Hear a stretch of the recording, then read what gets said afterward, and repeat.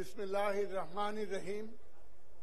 আজকের এই ইফতার মাহফিল এবং আলোচনা সভার সভাপতি এবং বিশেষ অতিথি বিএনপির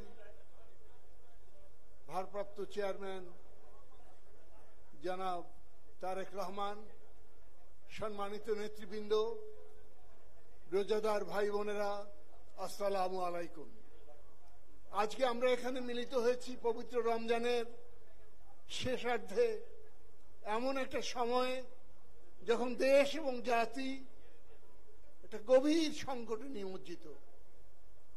এবারের রমজান এবং আসন্ন ঈদ জাতির সামনে একটি সওগাত নিয়ে এসেছে, সেটা হচ্ছে এই দেশ এবং জাতি যেন একটা নির্বাচিত সরকার অচিরেই অবিলম্বে প্রতিষ্ঠিত করতে পারে, সেটাই প্রধান বাণী। আমরা দেখেছি যে বীরত্বপূর্ণ সংগ্রামের মধ্য দিয়ে এদেশের জনগণ, এদেশের তরুণ সমাজ, এদেশের ছাত্র শ্রমিক মেহনতি জনগণ একটা স্বৈরাচারী সরকারকে উৎখাত করে, ফ্যাসিস্ট সরকারকে উৎখাত করে গণতন্ত্রের সূচনা করেছেন।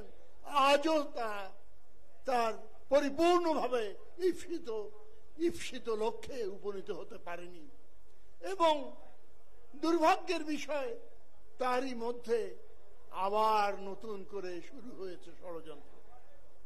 আমি আমার বক্তব্য সংক্ষেপে এইটুকু বলেই শেষ করতে চাই।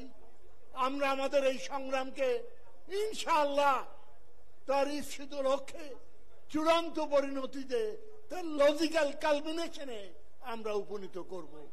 আজ এই হোক এই ইফতার মাহফিলে পরম করুণাময় আল্লাহ পাক পরওয়ারদিগারের কাছে আমাদের প্রার্থনা।